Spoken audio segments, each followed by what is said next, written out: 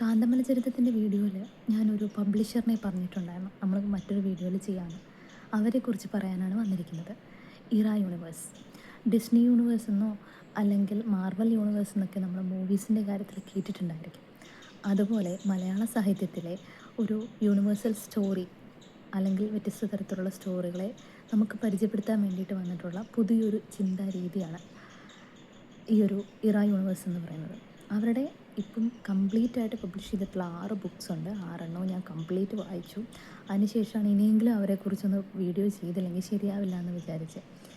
കാന്തമല ചരിതം വായിച്ചപ്പോഴേ Vishnu M സിയുടെ ആ ഒരു ബുക്ക് 3 ബുക്ക് വായിച്ചപ്പോഴേ ഞാൻ ബാക്കി ബുക്കും കൂടെ വായിക്കണമെന്ന് വിചാരിച്ചിരിക്കുമായിരുന്നു. കാന്തമല ചരിത്രത്തിൻ്റെ കൂടെ തന്നെ അതിൻ്റെ ബാക്കി 2 ബുക്സാണ്, മൊത്തം 5 ബുക്സാണ് എനിക്ക് കിട്ടിയത്. അപ്പം ജഹന്ന മഗാർത്ത, ബാക്കി ജഹന്നയുടെ ബാക്കി ബുക്സും കൂടി ഇനി പബ്ലിഷിങ്ങിലോട്ടാണ്, കംപ്ലീറ്റ് ആവുന്നേ ഉള്ളൂ.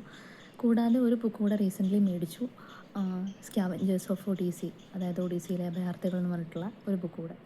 അപ്പം ഇവരുടെ പ്രത്യേകത എന്ന് പറഞ്ഞാൽ നമ്മുടെ ഡിസ്നി യൂണിവേഴ്സിലൊക്കെ ഉള്ളതുപോലെ തന്നെ ഇതിൽ വ്യത്യസ്തമായ എഴുത്തുകാരാണ് വരുന്നത്. ശരിയാണ്, വ്യത്യസ്ത എഴുത്തുകാർ അവരുടെ കഥകൾ, പല കാലഘട്ടങ്ങളിൽ നടന്ന കഥകളാണ് പറയുന്നത്. പക്ഷെ അവരുടെയൊക്കെ കഥകളിൽ മുമ്പ് ഇറങ്ങിയ ഇറ യൂണിവേഴ്സിൽ തന്നെ മുൻപ് ഇറങ്ങിയ കഥയിലെയോ ഇനി വരാനിരിക്കുന്ന കഥയിലെയോ കഥാപാത്രങ്ങൾക്കോ സന്ദർഭങ്ങൾക്കോ വസ്തുക്കൾക്കോ ഒരു പ്രധാന പങ്കുണ്ട്. അവരൊരു പക്ഷേ അതിനകത്ത് വന്നു പോകുന്നു എന്നുള്ളതല്ല, അവർക്ക് ആ കഥയെ മറ്റൊരു രീതിയിലേക്ക് തിരിക്കാൻ അല്ലെങ്കിൽ കഥയുടെ ടേണിംഗ് പോയിൻ്റ് അവരാണെന്നുള്ള രീതിയിലൊക്കെ നമുക്ക് പറയാൻ പറ്റും. മുമ്പ് ഇറങ്ങിയ കഥയുടെ കണ്ടിന്യൂഷനോ കാര്യങ്ങളോ അല്ല, പക്ഷേ അതിൻ്റെ വേറൊരു വേർഷൻ എന്നുള്ള രീതിയിൽ അല്ലെങ്കിൽ മറ്റൊരു രീതി എന്നൊക്കെ നമുക്ക് പറയാം. കംപ്ലീറ്റ്ലി സ്റ്റോറി പറയുന്നത് ശരിയല്ലല്ലോ, നിങ്ങൾ വായിച്ച് എൻജോയ് ചെയ്യേണ്ട കാര്യമല്ലേ. സോ അവരുടെ 6 ബുക്സ് എന്ന് പറഞ്ഞാൽ ഒന്ന് നമ്മുടെ കാന്തമല ചരിത്രത്തിൻ്റെ 3 ബുക്ക്, ആ സെറ്റാണ്, അതൊരു സീരീസ് ബുക്കാണ്. സെക്കൻഡ് വൺ ജഹന്നയുടെ പാർട്ട്. ജഹന്ന പാർട്ട് 1 ഞാൻ വായിച്ചിട്ടുള്ളൂ, ബാക്കി ഞാൻ ഈഗർലി വെയിറ്റിങ്ങിലാണ്. സെക്കൻഡ് പാർട്ട് വരുന്നേ ഉള്ളൂ. ജഹന്ന ഒരു സീരീസ് ബുക്ക് തന്നെയാണ് വരുന്നത്. Third one Magartha. നിങ്ങൾ കാന്തമല ചരിതം വായിച്ചു കഴിഞ്ഞാൽ അടുത്ത വായിക്കേണ്ടത് മഗാർത്ത എന്ന് ഞാൻ പറയും. കാരണം ജഹന്നയും ഞാൻ തിരിച്ചാണ് വായിച്ചത്. ഞാൻ കാന്തമല ചരിതം കഴിഞ്ഞിട്ട് ആദ്യം എടുത്തത് ജഹന്നയാണ്. ജഹന്നയും വായിച്ച് കഴിഞ്ഞ് മഗാർത്ത വായിച്ചപ്പോഴാണ് എനിക്ക് പിന്നെ ഇതായിരുന്നു വായിക്കേണ്ടിയിരുന്നത് എന്നുള്ളത് മനസ്സിലായത്. അത് നിങ്ങൾക്ക് വായിക്കുമ്പോൾ മനസ്സിലാവും എന്തുകൊണ്ടാണ് ഞാൻ പറഞ്ഞതെന്നുള്ളത്.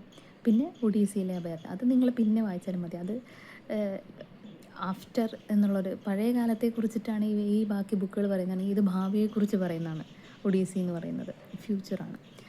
സോ നിങ്ങളെല്ലാവരും വാങ്ങുക, വായിക്കുക. ഒഡീസിയും സീരീസാണ് കേട്ടോ, അത് ഞാൻ പറയാൻ വിട്ടു. ഒഡീസിയും സീരീസാണ്, അതിൻ്റെ ഫസ്റ്റ് ബുക്കേ വന്നിട്ടുള്ളൂ, ബാക്കി ബുക്സ് ഓൺ ദ വേ ആണ്.